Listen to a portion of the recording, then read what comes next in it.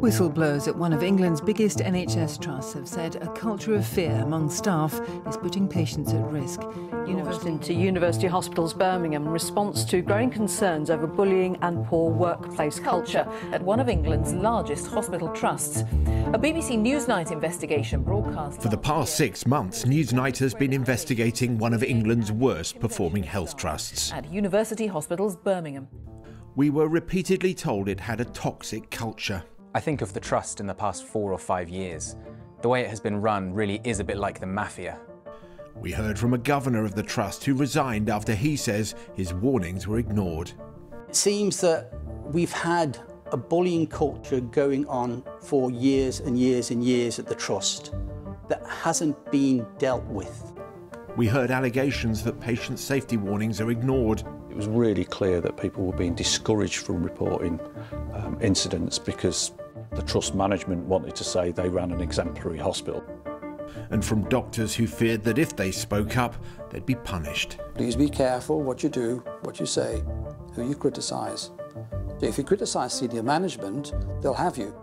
Despite strenuous denials from UHB, NHS England took action. Not one, but 3 reviews have now been announced by the NHS in the region.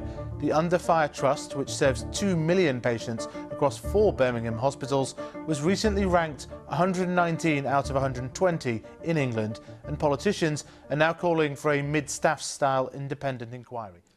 From the very moment that these reviews were announced, we were warned by insiders in the health service that they wouldn't be rigorous or independent enough to get to the truth. And now, in an unprecedented move, the most senior health service investigator in England, the Parliamentary Health Service Ombudsman, has complained to us that he has been excluded from giving evidence to the reviews. He says he won't be able to share the wealth of information that he's gathered about repeated patient safety issues at UHB. By law and practice, I'm the last resort for people who believe they've had either poor service or have been subject to some clinical failure in the health service. Rob Behrens is the last chance investigator for health service complaints in England. If you're unhappy with how your complaint has been treated, well, the Parliamentary and Health Service Ombudsman and his team may look at it. He says they've had to examine hundreds of complaints about UHB in the last 3 years, more than any other trust.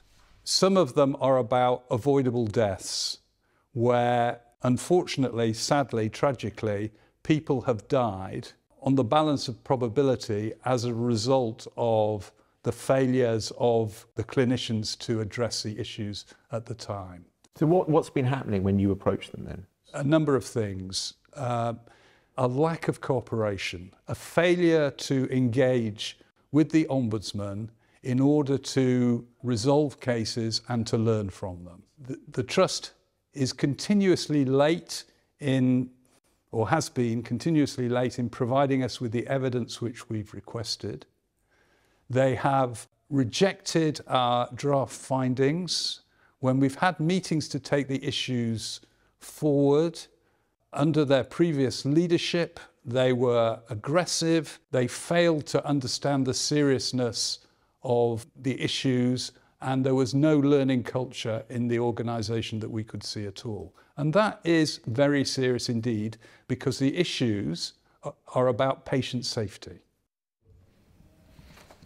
The Ombudsman was so worried about what was happening at UHB that last summer he took the extremely unusual step of issuing what's called an Emerging Concerns Protocol to alert NHS England. This is the first time that I have done it. So that represents the seriousness with which we regard these issues. So when the reviews into UHB triggered by Newsnight's investigation were announced, Rob Behrens and his team fully expected to turn over their huge body of evidence of serious failings at UHB to those inquiries. In the early days, after we triggered our concerns, we were told by NHS England that we would be invited to participate into the second of the reviews, and subsequently that invitation was withdrawn. And my concern is a general concern that the NHS is not good about commissioning independent reviews to make sure there's proper learning from what has happened. And I need to be reassured that in this case, that is not also the case. But I'm sceptical. The Parliamentary and Health Service Ombudsman and his team have written to NHS England to protest about being excluded from giving evidence. The PHSO's exclusion from the review process leaves me concerned about the completeness and transparency of the reviews. You're sceptical that this is going to be the thorough job that you say needs to happen? Yes. How serious is that? Well, it's a serious issue for a patient safety organisation not to want to involve ombuds, leaders and regulators in giving evidence to try and address the operational concerns that have caused the inquiry to be commissioned. To me, it doesn't make sense.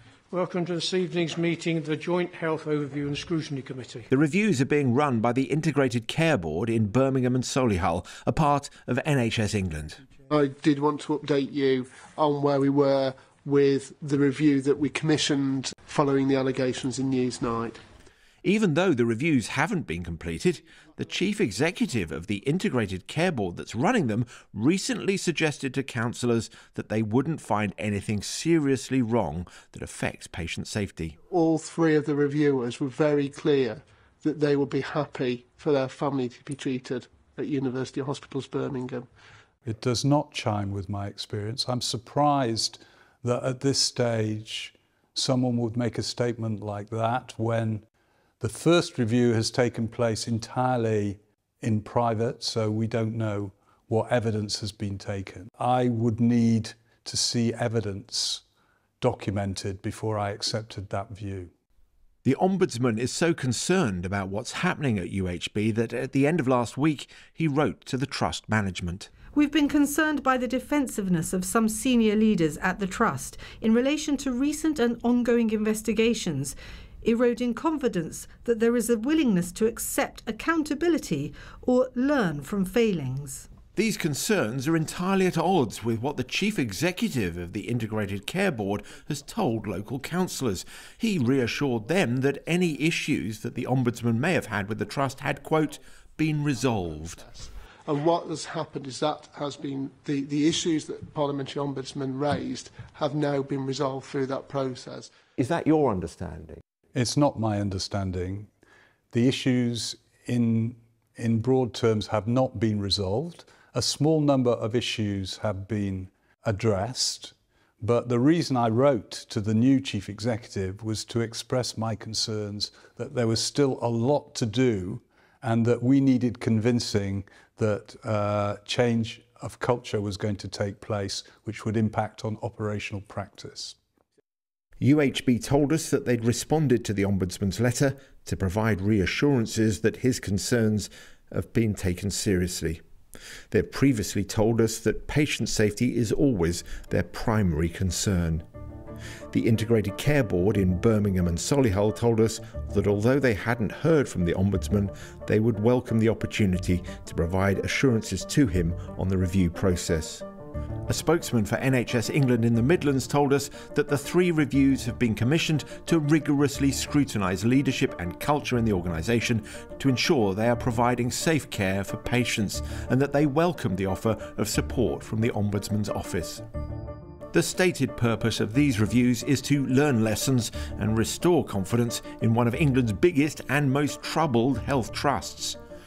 But with such a significant voice as the Parliamentary Ombudsman questioning their independence and rigour, that job looks harder than ever.